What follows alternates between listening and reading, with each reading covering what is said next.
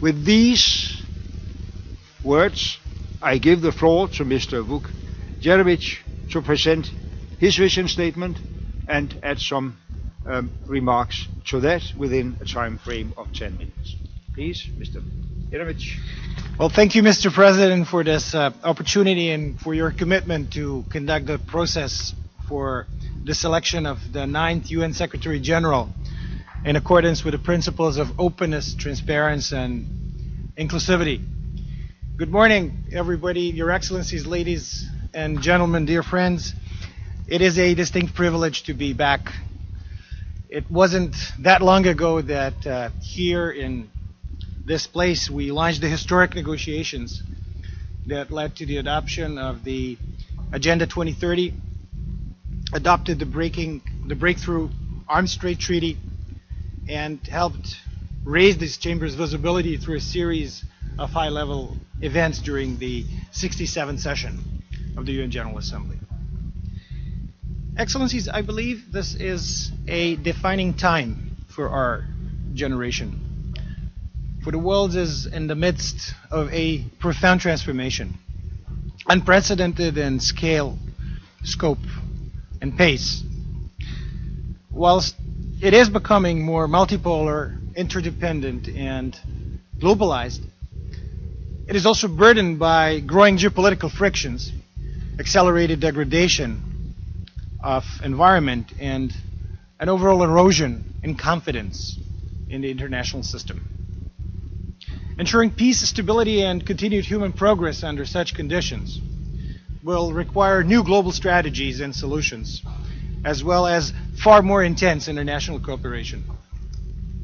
Ad hoc pluralism, voluntarism, or informal networks, no matter how well-intentioned, cannot be substitute for concerted, robust, and inclusive multilateralism in the 21st century. At the center of this generational task must stand the UN, the organization uniquely endowed with comprehensive legitimacy and universal membership. However, there is a mounting criticism that the UN system is underperforming and contains too many parts, that a status quo approach by the organization will make it unfit for purpose in the 21st century.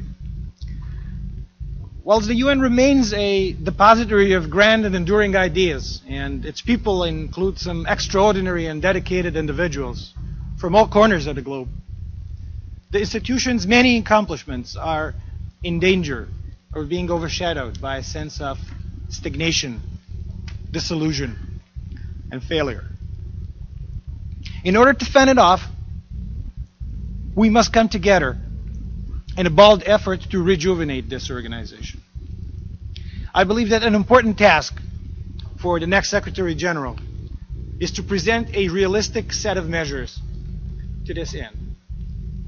I'm proud to put forth, therefore, a detailed policy platform containing 53 specific and concrete commitments that I am prepared to implement from day one. I believe you have my platform on your desks, Your Excellencies.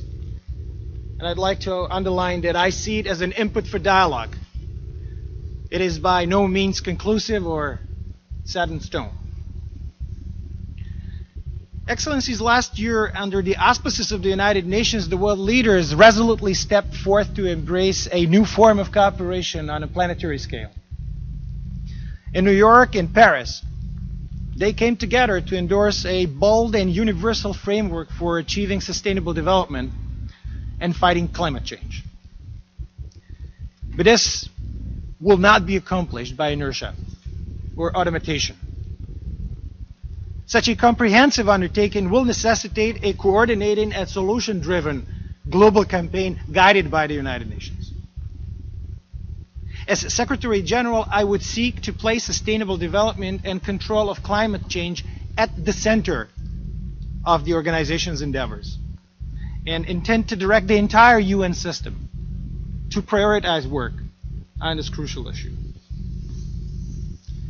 The 9th Secretary General will also take up the post at a time of pervasive global instability. I believe it is possible to meet the emerging challenges that emanate from that. but only if there is an overhaul of how the UN conducts preventive diplomacy and peace operations. I also believe that we need a new generation of UN stabilization missions that could be deployed whenever and wherever a need arose. As I have laid out in detail in my platform, such missions would have more robust rules of engagement, better equipment and combat logistics, a strong civilian component, and streamlined procedures to rapidly recruit qualified personnel. A fundamental prerequisite to achieve sustainable development and other strategic priorities in Africa is to strengthen African peace agenda. I would therefore propose that we consolidate the UN's contribution to security on the continent. In my platform, I elaborate on key elements of a new deal for African peace operations. I would also seek to enhance the organization's overall counterterrorism capability, as well as work on developing multilateral responses to non-conventional threats, such as those emanating from cyberspace. Last, but certainly not least, recurrent evidence of sexual abuse by peacekeepers is an awful stain in our organization. This issue must be addressed aggressively and completely.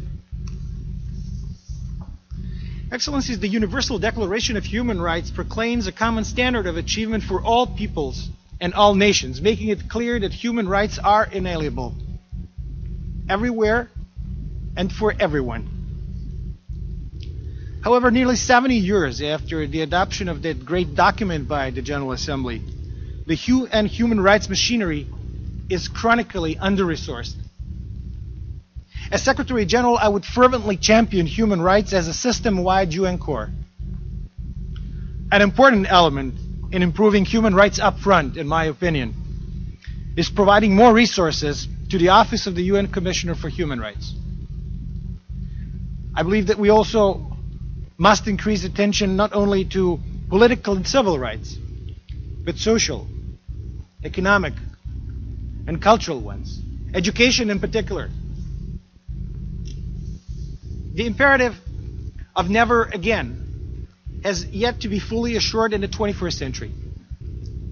As Secretary General, I would endeavor to strengthen the UN's early warning systems for preventing genocide and other mass atrocity crimes as a matter of priority. For decades, the UN has worked to alleviate the plight of refugees and other populations affected by armed conflict, as well as natural disasters and catastrophes. Yet its current capacity to provide humanitarian relief, support, and assistance in the face of current crisis has proven to be inadequate. When I recently visited the Syrian refugee camps in the Middle East, I was shocked by the suffering and hopelessness. It is painfully evident that we haven't yet found sustainable solutions for humanitarian crises of this magnitude. As Secretary General, I would act decisively to mobilize sufficient resources on part of the UN system to provide appropriate humanitarian assistance to affected populations around the world. But our duty doesn't end there in giving them food, shelter, and safety. We must also make sure that their human dignity is preserved and that they get a decent chance to realize a promising future.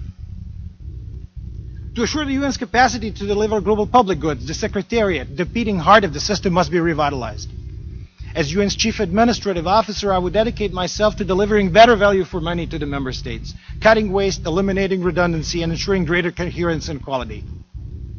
I intend to relentlessly fight corruption, fraud, and abuse, protect internal whistleblowers, strengthen the independence and operations of the Office of the Internal Oversight Services, require financial disclosures for all applicable staff and nominees for high appointments, create an annual unified and transparent UN budget, and try and develop a system-wide approach to recruitment. The 1995 Beijing Declaration established the goal of 50-50 gender parity in the UN system. Yet more than 2 decades later, that goal is far from being achieved. Today, less than a third of senior UN positions are held by women. As Secretary General, I would therefore appoint qualified women to 50% of UN Under-Secretary General of equivalent positions from day one. And I would strive to achieve gender parity in appointments for SRSGs and resident coordinators, and also develop plans to rapidly ensure equal representation in director-level positions within the Secretariat. Excellencies, I ask for the honor of serving you again, guided by three overarching convictions. First, that ensuring more robust multilateralism represents the strongest safety net against the perils we face in our times. Second, that a revitalized United Nations should be the centerpiece of global governance. And third, that the UN's existing resources must be used more effectively so that the organization can deliver the results demanded by its membership and international community at large. When I was a young man, I witnessed the consequences of the failure of diplomacy, the absence of the rule of law, and the sudden surge of poverty. I fought for democracy, human rights, and reconciliation. In my various capacities, I have paid visits to more than 100 member states and addressed major meetings of regional organizations worldwide. I presided over the Council of Europe and was privileged to spearhead efforts that led to a consensus in OSCE. As president of the General Assembly, I worked hard to bridge the divide between the developing and the developed so that we can formalize a UN G20 cooperation. Throughout all these years, I have felt an unwavering faith in the values of the United Nations. Values that bring us together under one roof with the pledge to leave no one behind, irrespective of color, creed, nationality, or gender. Such is the bequest our generation is called upon to keep in trust, to preserve and reinforce the premier forum where the world's nations meet as equals in dignity and sovereignty, to unite in the quest for the global leadership so that we uphold the purposes and principles of the UN Charter and enable this organization to recapture the confidence and imagination of humanity. Thank you very much, and thank you very much, Mr. President, for giving me an additional minute. Thank you for the presentation. We go to